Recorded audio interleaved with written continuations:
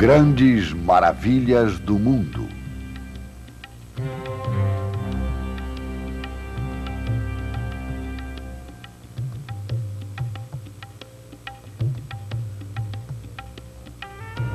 Maravilhas sagradas e misteriosas. A espécie humana existe há mais de 50 mil anos. Em comparação, a presença da raça humana na história, desde as antigas cidades da Mesopotâmia até a nossa presente era da computação, é breve. Meros 7.000 anos.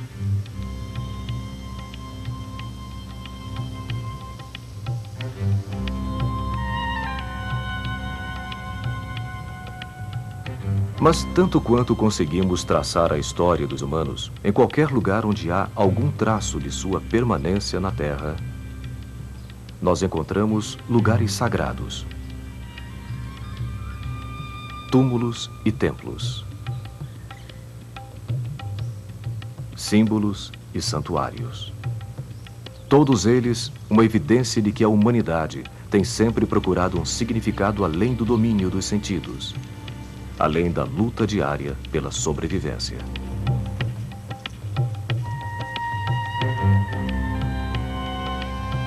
Esta é a história de 6 maravilhas sagradas. 6 lugares que testemunham o poder do espírito humano.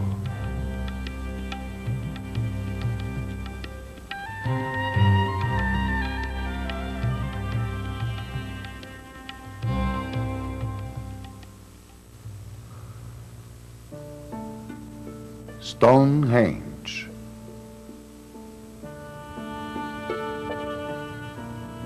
Nossa história começa nas planícies verdes da Inglaterra. Fazendas e campos estão pontilhados com centenas de sepulturas, algumas contendo os restos mortais de antigos chefes tribais de clãs que viveram aqui há 5.000 anos. Outras sepulturas parecidas, juntamente com inúmeras construções de pedra de significado indecifrável, podem ser encontradas por todas as ilhas britânicas. Mas de todos os lugares pré-históricos do mundo, o mais famoso e misterioso é Stonehenge. Por séculos, Stonehenge tem sido motivo de mitos e lendas, folclore e medo. Nas lendas medievais, dizia-se que a construção de Stonehenge havia sido o trabalho de Merlin, o mago.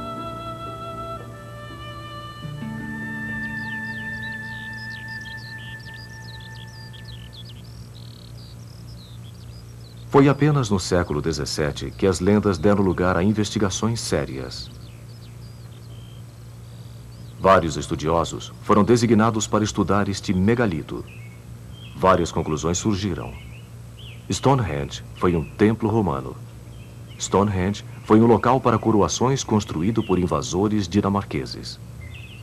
Finalmente, em 1740, o estudioso John Aubrey, talvez o primeiro verdadeiro arqueólogo da Inglaterra, concluiu que Stonehenge havia sido um templo dos druidas, uma poderosa seita religiosa celta que existiu na Inglaterra 5 séculos antes de Cristo.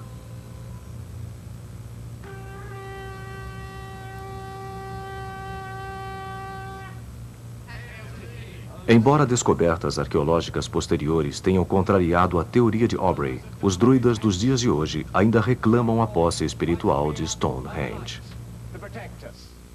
Hail to thee, O sun, resplendent in full power. Hail to thee, O sun.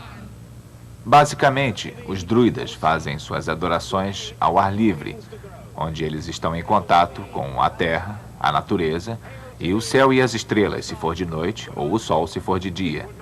E acreditam que Deus, ou o divino, se manifesta na natureza.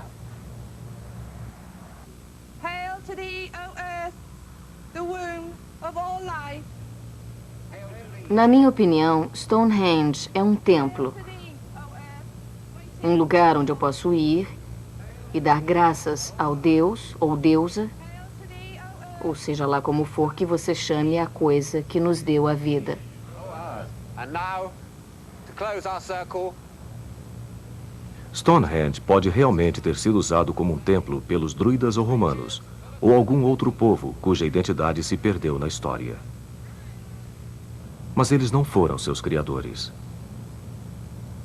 Pesquisas modernas chegaram a uma conclusão extraordinária sobre Stonehenge. Ele é anterior a estas culturas. Nós sabemos que Stonehenge foi construído em etapas, talvez tão cedo quanto 3.500 anos antes de Cristo, e terminando em algum ponto ao redor de 1100 antes de Cristo. Seus construtores viveram em uma sociedade agrária e estavam assim à mercê das forças da natureza.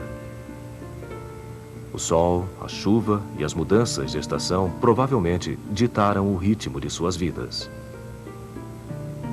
Não há evidências de uma civilização avançada ou mesmo de um governo ou autoridade centralizada.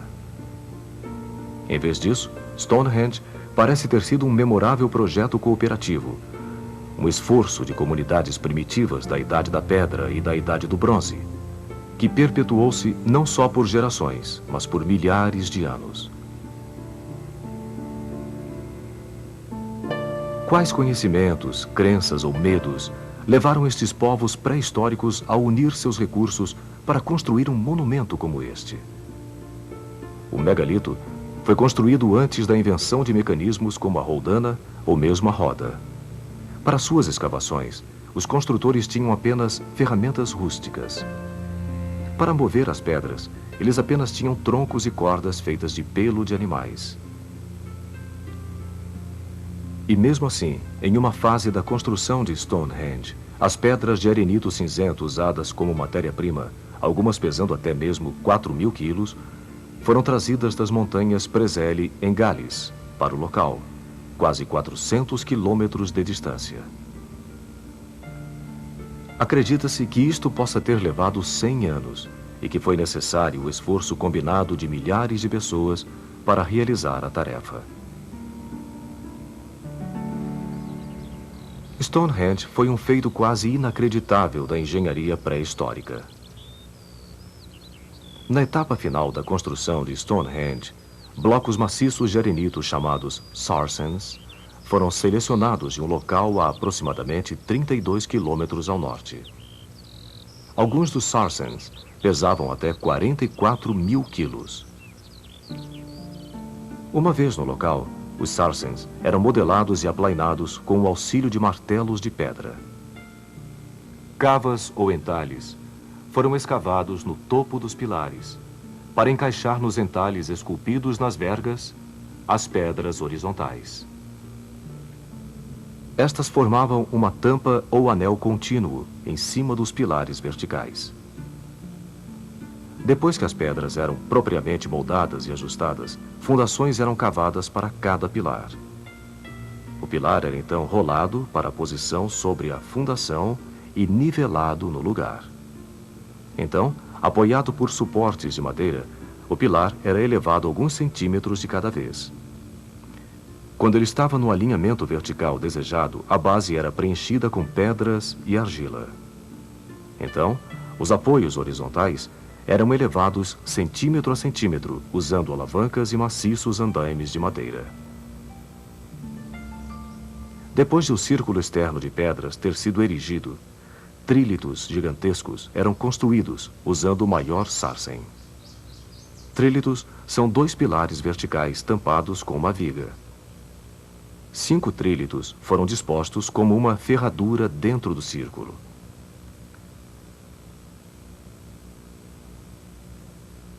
A colocação de várias pedras afastadas deu vazão a uma considerável especulação hoje em dia. Terá sido Stonehenge algum tipo de grande calendário solar ou modelo astronômico? Stonehenge pode ter sido criado para medir o ano solar a fim de identificar a época mais adequada para plantar e colher. Ou mesmo para prever eclipses do Sol ou da Lua. Assim como todas as teorias sobre Stonehenge, existem evidências, mas não provas. De fato, durante toda a sua existência, Stonehenge pode ter servido para vários propósitos religiosos e políticos, científicos e mágicos.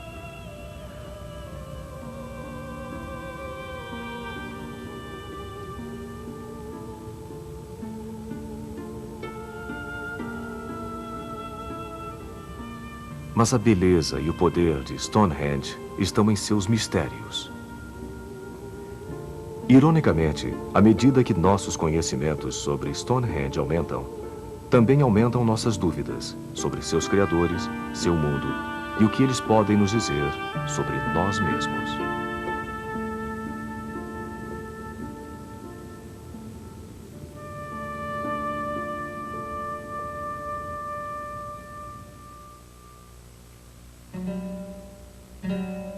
Pirâmides. Hagia Sophia. Por mais de 1000 anos, ela foi a cidade mais importante do mundo. A maior, mais rica e mais poderosa.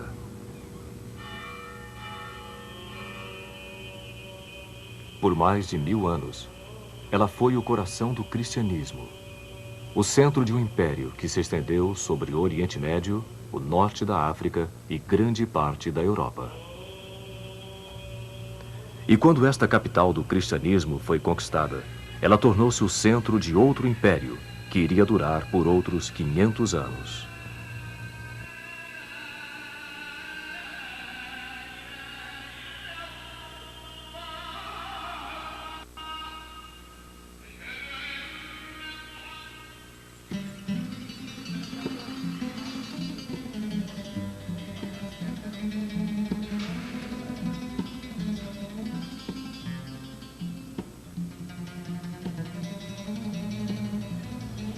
Nesta cidade, onde o oeste e o leste se encontram, onde as culturas de 3 continentes floresceram, há um monumento que resume toda a glória, o conflito e a história de 16 séculos. A cidade é Constantinopla, atualmente chamada de Istambul, na Turquia. E o monumento é Hagia Sophia.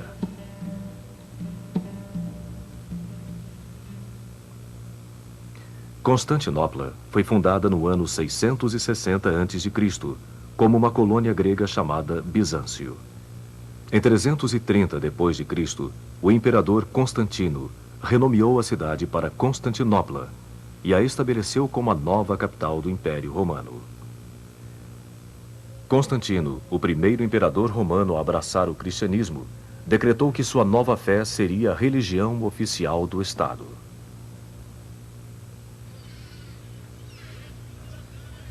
E como a cidade de Roma retrocedera à insignificância, Constantinopla, estrategicamente localizada na encruzilhada de 3 continentes, tornou-se o centro comercial, político e religioso do mundo.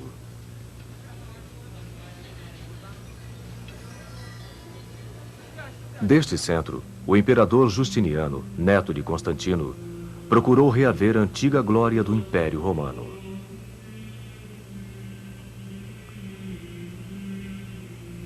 Na sua capital, Constantinopla, ele ergueu a maior construção fechada do mundo, a Igreja da Divina Sabedoria,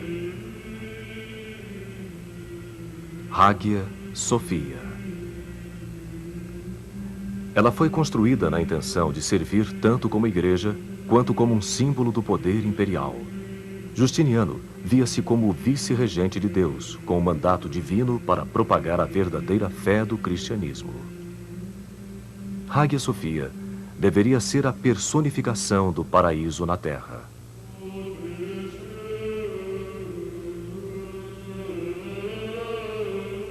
Nenhuma despesa foi poupada para este imponente empreendimento. Uma força de trabalho de 10.000 homens foi reunida, incluindo os melhores pedreiros, arquitetos, artesãos e artistas de mosaico do mundo.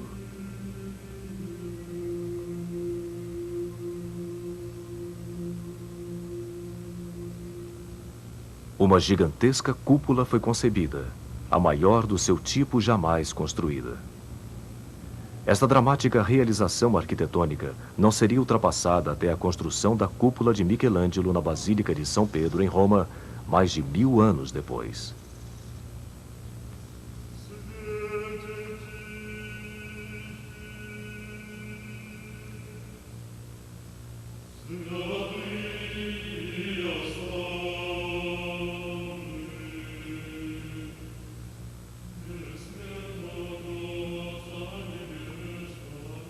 As paredes internas e os pisos foram revestidos com mármore e outras pedras trazidas de todos os cantos do Império e de fora deste, como Egito, Líbia, Grécia e Bretanha.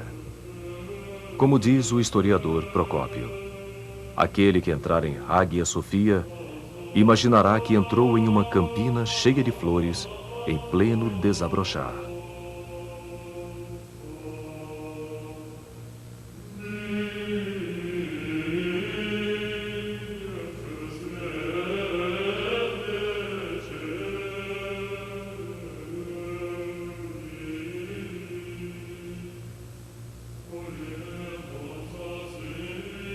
Iniciada em 532 d.C., a igreja estava pronta para celebrações em menos de 6 anos. Ao entrar em sua obra-prima, Justiniano levantou as mãos para o céu e gritou: "Glória seja dada a Deus por ter me julgado merecedor de terminar este trabalho. Salomão, eu vos superei."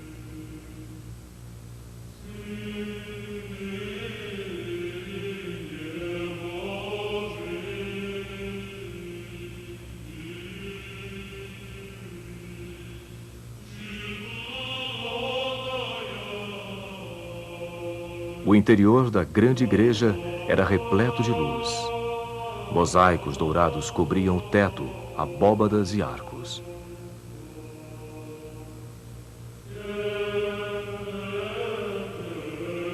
Disse que a cúpula pairava como se suspensa por uma corrente do céu.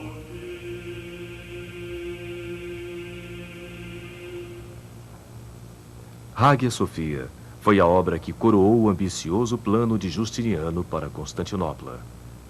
Mas ela foi apenas um dos seus muitos feitos de engenharia. Outro deles foi o monumental muro que cercava a cidade. Uma estrutura tão imponente e tão solidamente fortificada que esperava-se que durasse por toda a eternidade.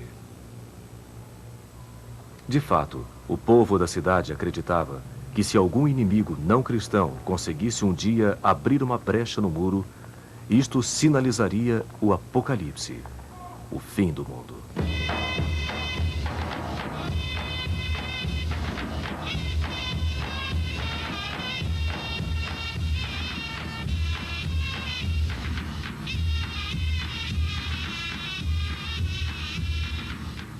O muro protegeu Constantinopla por quase 1000 anos. Então, em 1453, milhares de guerreiros muçulmanos, liderados pelo sultão Mohammed II, tomaram de assalto a cidade, pilhando e saqueando o coração do Império Cristão. Um mundo chegou ao fim, e outro nasceu.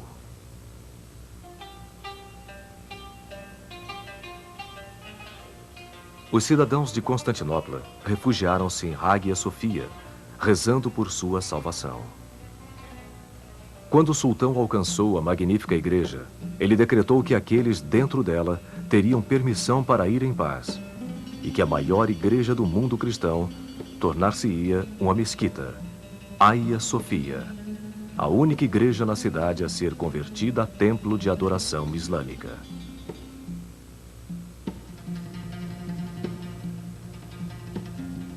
Um local para orações foi erigido no lugar do altar cristão, voltado para leste, em direção a Meca, a cidade sagrada da religião islâmica.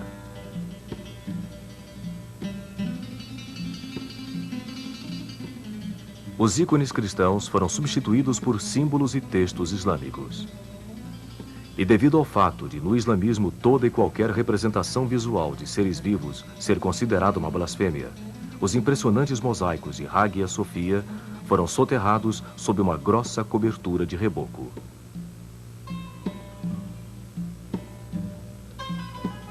Por quase 5 séculos, Hagia Sophia permaneceu como um templo muçulmano e seus inestimáveis mosaicos e outros trabalhos de arte cristã praticamente perderam-se na memória.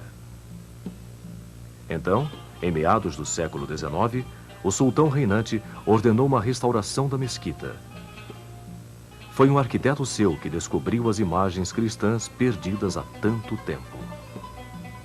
Quando ele mostrou sua descoberta ao sultão, o sultão lamentou que a lei islâmica proibisse tais imagens. Em um rasgo de lucidez, ele ordenou ao arquiteto que recobrisse as imagens para que elas pudessem ser novamente redescobertas se algum dia houvesse uma época mais adequada.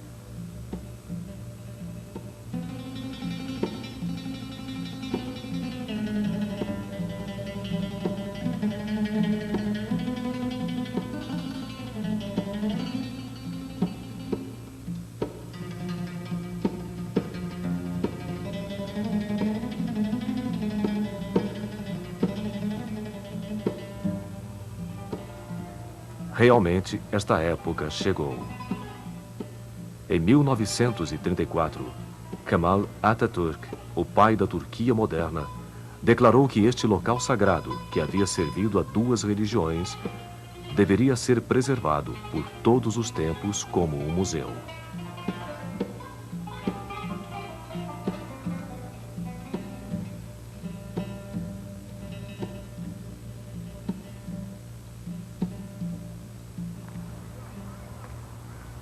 Hoje, Hagia Sophia, a Igreja da Divina Sabedoria, ou Hagia Sophia, orgulho dos sultões, ainda se impõe sobre a grande cidade. Uma fantástica lembrança das glórias, não de um, mas de 2 grandes impérios, e da fé que inspirou cada um destes impérios.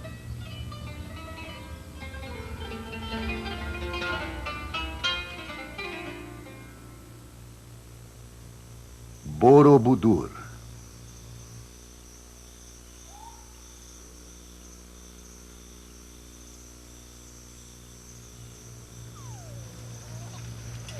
No coração da Indonésia, na ilha de Java, localiza-se uma das mais misteriosas maravilhas do mundo. Não é nem um monumento à glória de reis e nem um templo onde deuses eram adorados ou apaziguados. Não há altares nem santuários, mas há sabedoria e beleza, genialidade arquitetônica e amparo espiritual. Trata-se de Borobudur, um templo budista representando o caminho da iluminação, esculpido em uma montanha de pedra. Borobudur é, na verdade, um gigantesco livro esculpido em 3 dimensões. Um livro de figuras de pedra criado para pessoas que não sabiam ler. As esculturas, postadas em uma série de galerias ascendentes, formam um caminho para a sabedoria e a iluminação. E da mesma forma que os textos sagrados de outras fés, Borobudur contém muitos capítulos e histórias cheias de mistérios e significados, meditações e moral.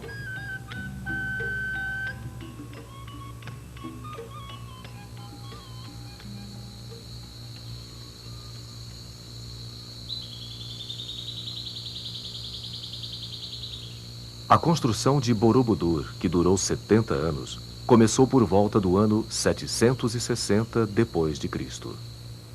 As mais de 1 milhão de pedras no monumento foram extraídas do leito dos rios Progo e Elo, ali perto. As pedras encaixam uma nas outras perfeitamente, sem o uso de argamassa, um feito de engenharia e arquitetura comparável à construção das pirâmides egípcias.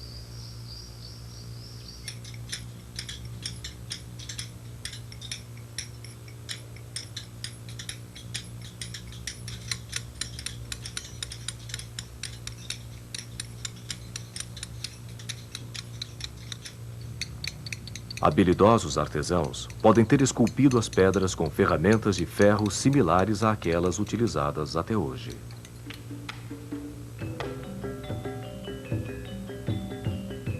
Na verdade, Sabemos muito pouco sobre a vida daquelas pessoas que criaram Borobudur. Mas as pedras esculpidas nos dão algumas dicas. Aparentemente, as pessoas eram prósperos fazendeiros. A terra fértil, que mudou muito pouco através dos séculos, deu-lhes uma rica recompensa.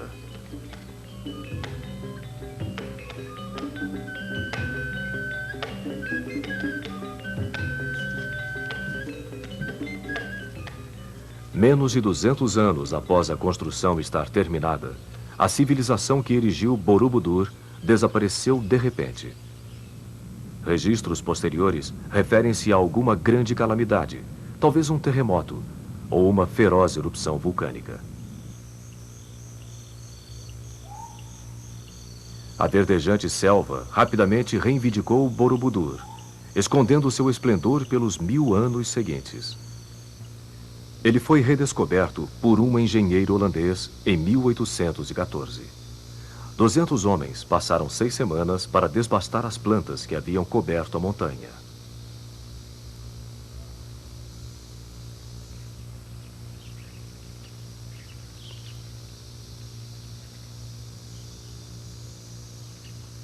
Quando foi reexposto aos elementos naturais, o santuário logo começou a se deteriorar. Muitas tentativas infrutíferas foram feitas para restaurá-lo e protegê-lo nos 150 anos seguintes.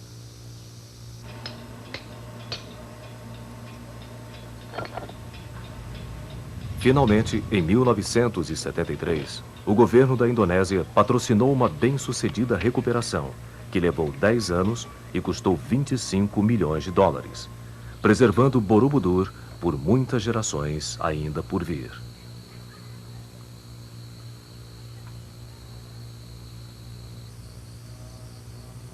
Hoje, Borobudur permanece como uma das mais importantes localidades budistas em toda a Ásia.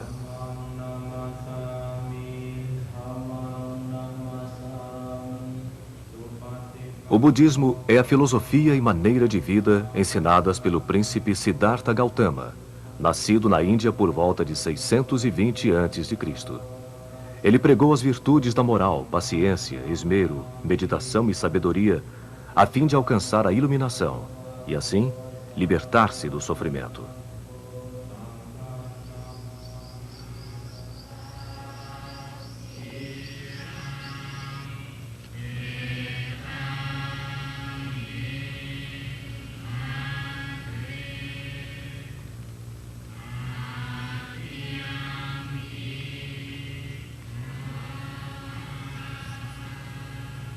A cada ano, em junho, milhares de budistas vêm aqui de todas as partes de Java e ilhas vizinhas para celebrar o Vaisek, uma cerimônia que comemora o nascimento e a morte de Buda.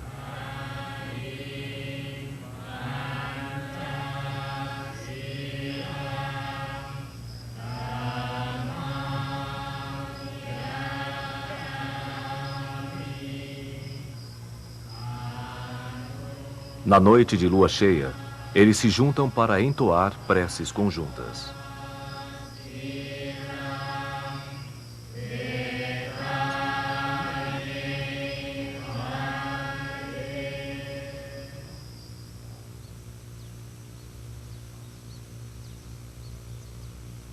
A arquitetura de Borobudur espelha o caminho budista para a sabedoria e a iluminação. De longe, o perfil de Borobudur parece um monumental stupa, um sepulcro sagrado, contendo os restos de alguém que tenha alcançado a iluminação. Um stupa é uma forma sagrada para o budismo, assim como a cruz para os cristãos.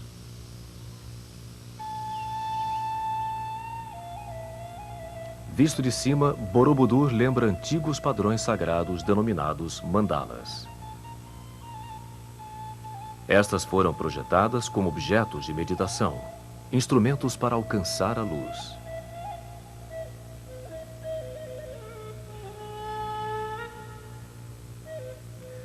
Significativamente, não se pode enxergar o topo de Borobudur de sua base, assim como não se pode perceber o fim de uma jornada espiritual sem antes dar os primeiros passos.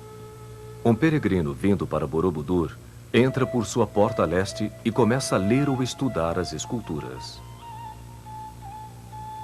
Os corredores do monumento são o caminho para o entendimento. Cada parede é coberta de complexas figuras esculpidas, cada figura representando uma página no livro da sabedoria.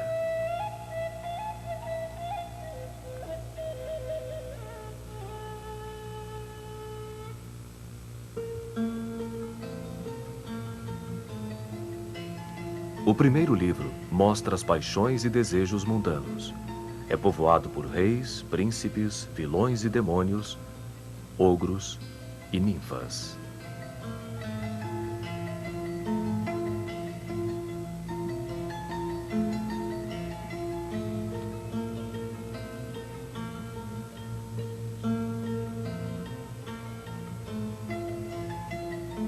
O segundo livro conta a história da vida de Buda. Cada capítulo da história de Buda tem uma moral. À medida que o peregrino anda por estes corredores, ele aprende a discernir entre bem e mal.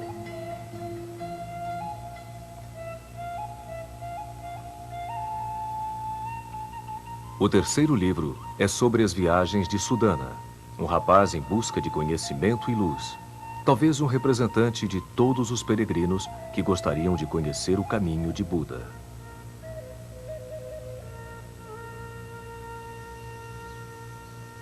As imagens de Buda embutidas nas balaustradas são como os professores procurados por Sudana. Manso, contemplativo, com apenas sutis mudanças nos gestos das mãos para diferenciá-los, os Budas personificam o foco interiorizado e sutil do budismo.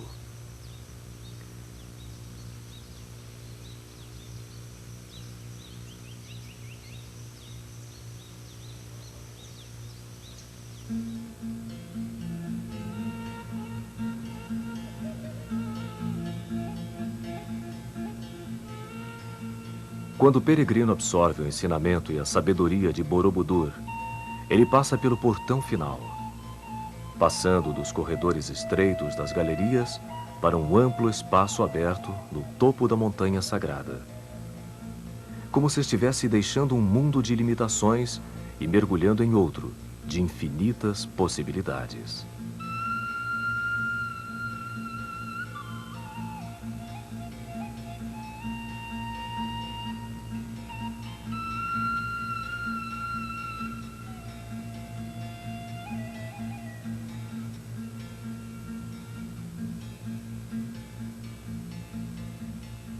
Sutil, profundo e provocativo, tanto em seus múltiplos significados, quanto em sua simplicidade, Borobudur nos fala das silenciosas profundezas do tempo.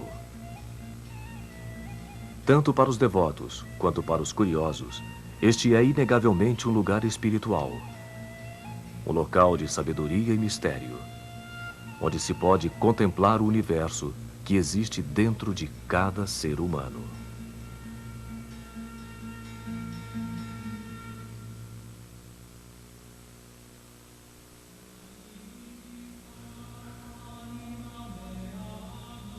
Basílica de São Pedro.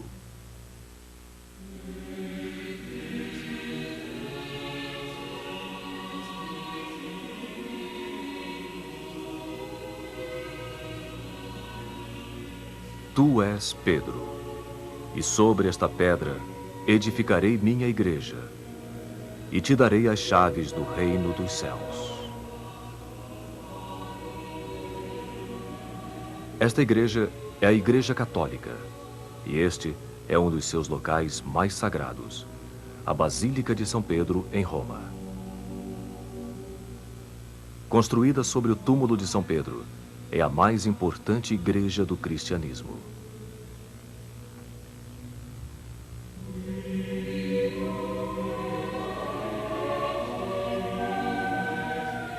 A história de São Pedro começa com um simples pescador no mar da Galileia. Chamado por Cristo para ser seu seguidor, o nome original de Pedro era Simão, mas Cristo o renomeou Petros, ou Pedro, que em grego significa pedra.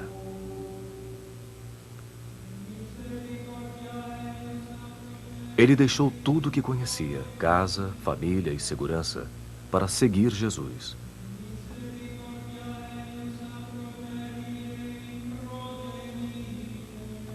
E embora ele duvidasse de sua própria fé, embora ele falhasse para Jesus e mesmo negasse, Cristo o escolheu acima de todos como a pedra sobre a qual ele construiria sua igreja.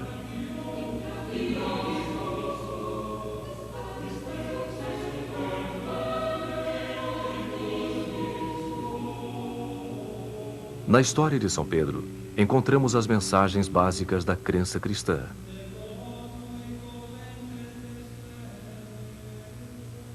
O poder da fé, o dom de perdoar e a promessa de vida eterna.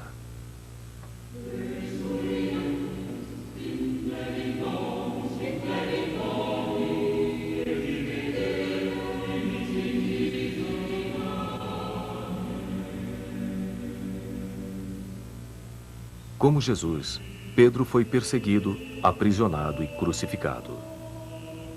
Na arena romana do imperador Nero, em uma demonstração final de humildade a Jesus, Pedro pediu para ser colocado de cabeça para baixo na cruz.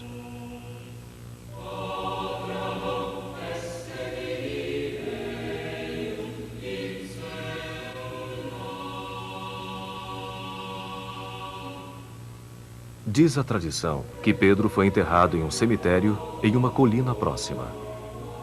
Ali, seus seguidores levantaram uma pequena capela, onde durante 250 anos, os primeiros cristãos iam para prestar graças.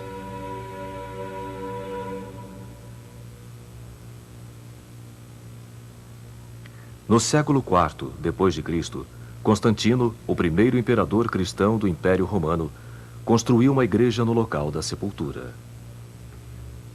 Esta igreja permaneceu lá por 12 séculos.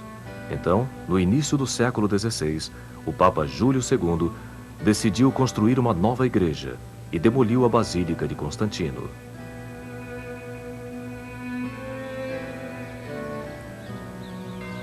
Mais de um século se passaria antes de esta enorme igreja estar completa. 18 papas reinaram durante o período de construção da Basílica. Muitos dos maiores artistas e arquitetos do Renascimento participaram neste impressionante empreendimento.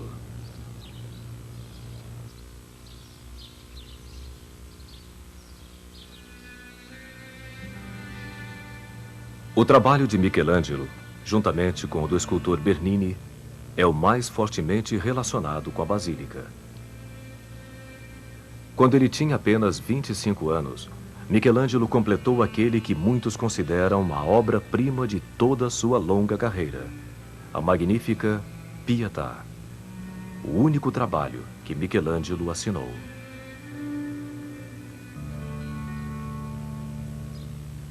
Aos 72 anos, Michelangelo retornou à Basílica como seu mais importante arquiteto. Sua obra-prima final seria a Grande Cúpula, um projeto em camada dupla que foi o mais audacioso do seu tipo jamais tentado.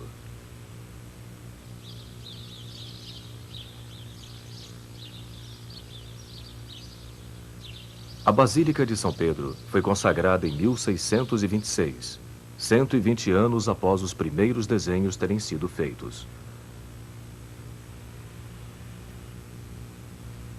Logo depois, Bernini começou a adição da impressionante piazza, ou praça, elíptica em frente à igreja.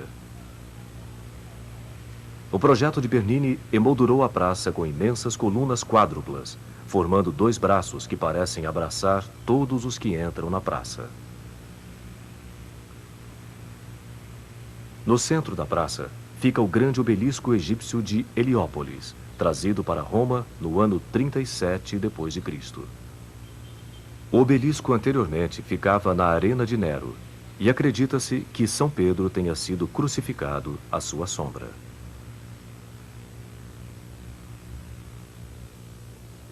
Entrar na Basílica de São Pedro é entrar em um dos lugares mais maravilhosos e inspiradores do mundo ocidental.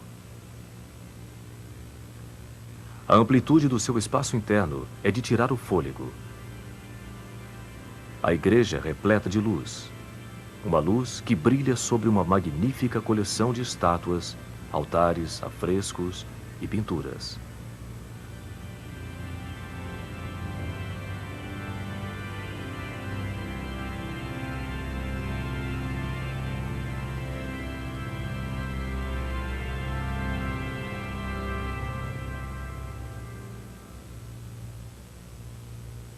Nenhuma é mais impressionante do que a Cátedra Petri de Bernini, o trono de São Pedro glorificado. Localizado no fundo do altar-mor, a cátedra é na verdade um relicário, uma cobertura protetora de ouro e bronze. Dentro, há uma cadeira de madeira que acredita-se ter pertencido a São Pedro.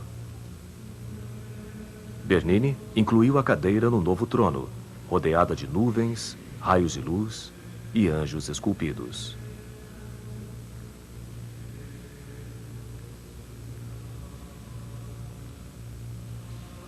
A Cátedra Petri é lindamente emoldurada por um soberbo baldaquino, ou dossel.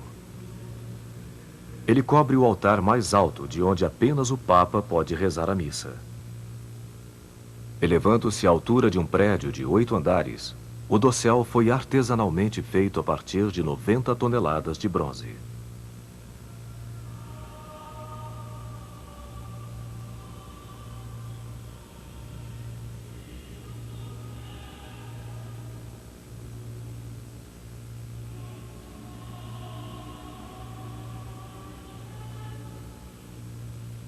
O dossel de Bernini fica diretamente abaixo da magnífica cúpula de Michelangelo. Com mais de 150 metros de altura e quase 50 metros de diâmetro, a cúpula é uma das maiores estruturas do seu tipo no mundo. O sol flui através de suas janelas e preenche a igreja abaixo com uma luz que só pode ser descrita como sagrada.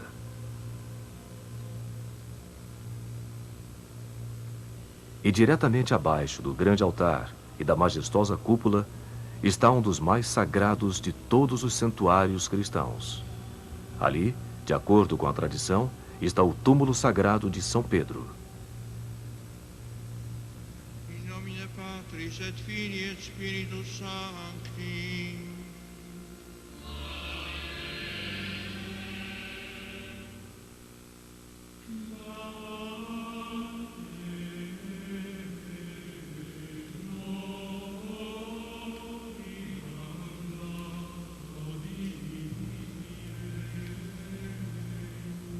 Não há melhor hora para testemunhar a grandiosidade da Basílica do que durante uma missa celebrada pelo Papa.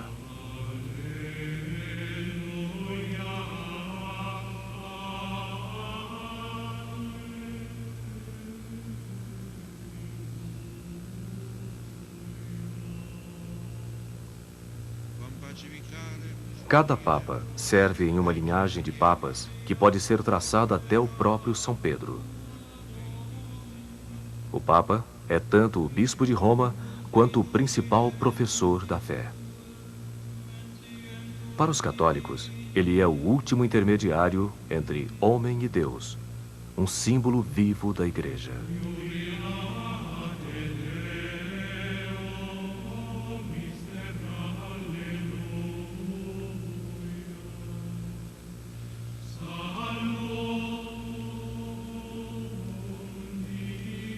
Para 1/5 da população mundial, a Basílica de São Pedro é muito mais do que uma construção, por mais magnífica que ela seja. Ela toca o coração espiritual do catolicismo. Um monumento a um simples pescador, cuja extraordinária fé transformou o mundo. Ele era Simão Pedro, e por quase 2000 anos seus seguidores vieram venerá-lo sobre esta pedra.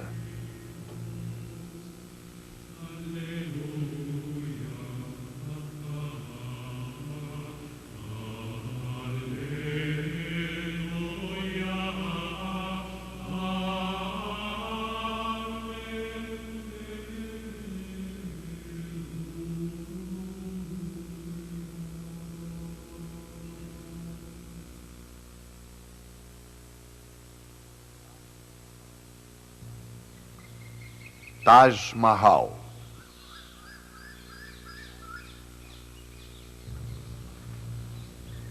Às margens do rio Yamuna, na Índia setentrional, localiza-se outra maravilha. Para o poeta Rabindranath Tagore, esta maravilha apareceu como uma visão divina. Ele escreveu: ainda que esmeraldas, rubis, pérolas devam falecer, ainda uma solitária lágrima penderia da face do tempo na forma deste Taj Mahal.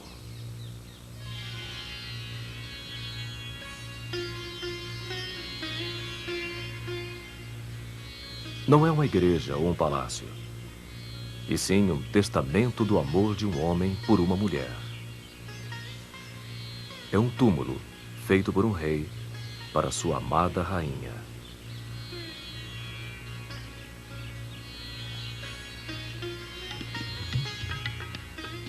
O rei foi Shah Jahan, o quinto em uma linhagem de 6 grandes imperadores mongóis que reinaram sobre grande parte do subcontinente hindu por mais de 3 séculos. Entre 1526 e 1857, os mongóis formaram um império que rivalizou com os impérios da Europa em tamanho e riqueza.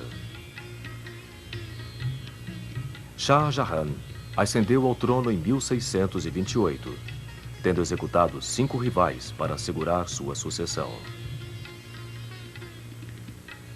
Embora a luta pelo poder tenha sido bruta, Shah Jahan era um homem culto que apreciava a arte e a arquitetura.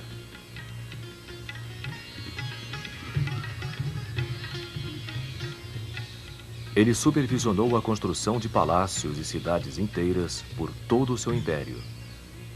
Mas sua maior obra foi inquestionavelmente o Taj Mahal.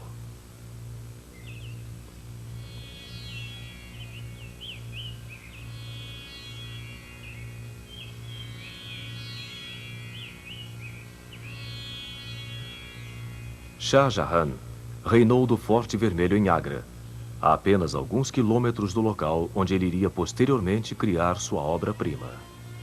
Aqui, dentro do Palácio Real, músicos tocavam continuamente em cada cômodo, para que, de onde quer que estivesse, o imperador ouvisse música.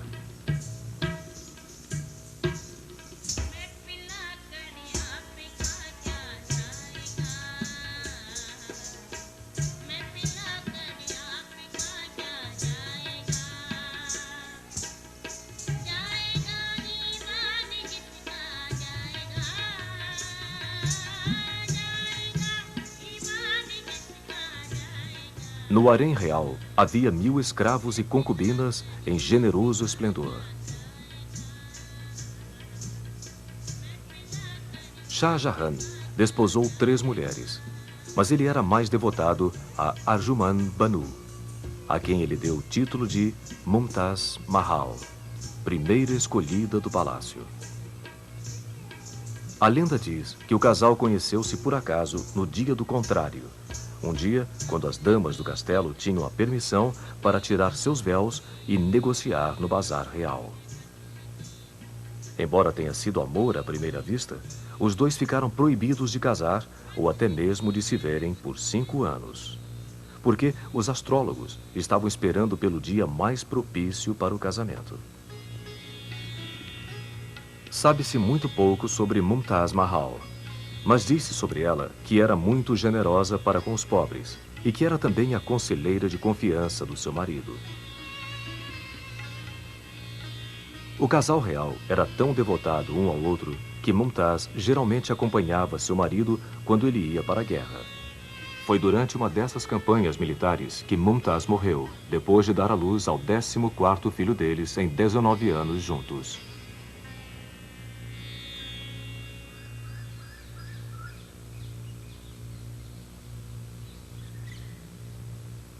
Na hora da sua morte, ela pediu a Jahan que construísse para ela um monumento de tal perfeição que ninguém que o visse poderia duvidar do poder do amor que os unira.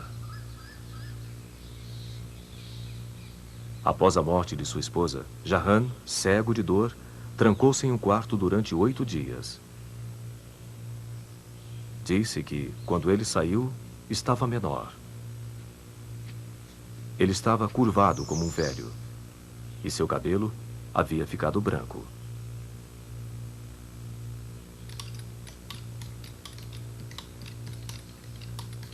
Shah Jahan gastou 22 anos atendendo ao último pedido de sua esposa.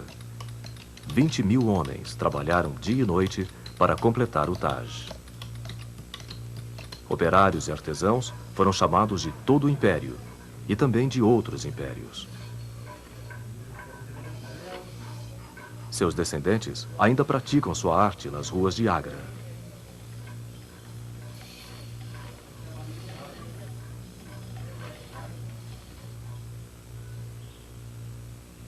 Estranhamente, a identidade do arquiteto do Taj Mahal permanece um mistério, embora muitos creiam que o próprio Shah Jahan teve o papel mais importante no projeto.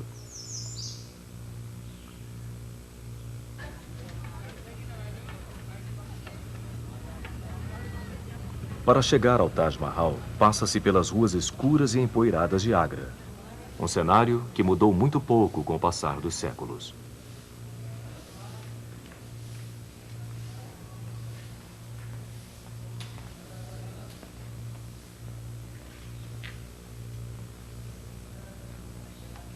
Mas depois de transpassar os portões do Taj, o visitante encontra um mundo à parte. O portão vermelho, na entrada principal, tem 35 metros de altura.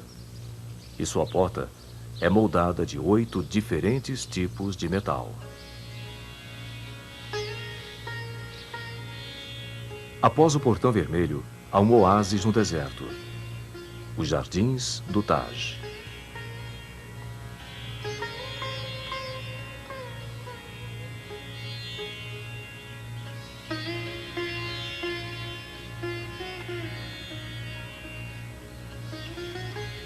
O tema do jardim é repetido no majestoso arco principal do Taj. Pois em um mundo de calor e poeira, flores e água fresca oferecem uma promessa de paraíso.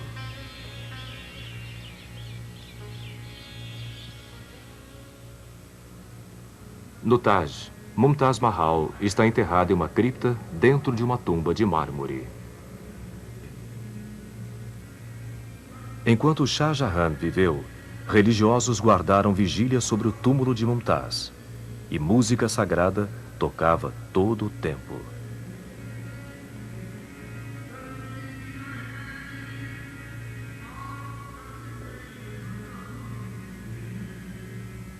Quando Shah Jahan morreu em 1666, foi colocado para descansar eternamente ao lado da sua esposa amada. Mumtaz Mahal teve seu último desejo atendido. Poucos daqueles que encaram este esplendor poderiam duvidar do amor de Shah Jahan por sua esposa, pois ele criou um monumento a este amor, que foi chamado de a mais linda construção do mundo.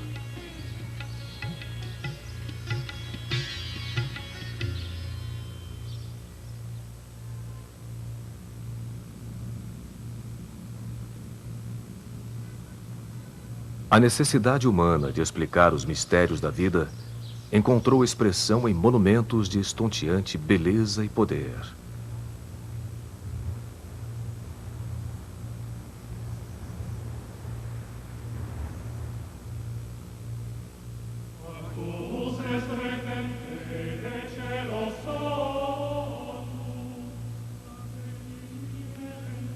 Juntos, estes lugares sagrados formam um retrato da humanidade através dos tempos.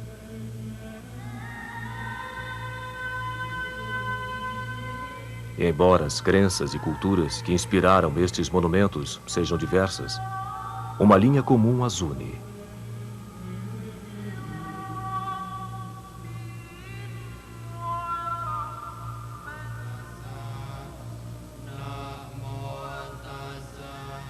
Cada monumento reflete a fé na capacidade humana de alcançar além deste plano mortal, de tocar o infinito e de expressar aquilo que é divino dentro de toda experiência humana.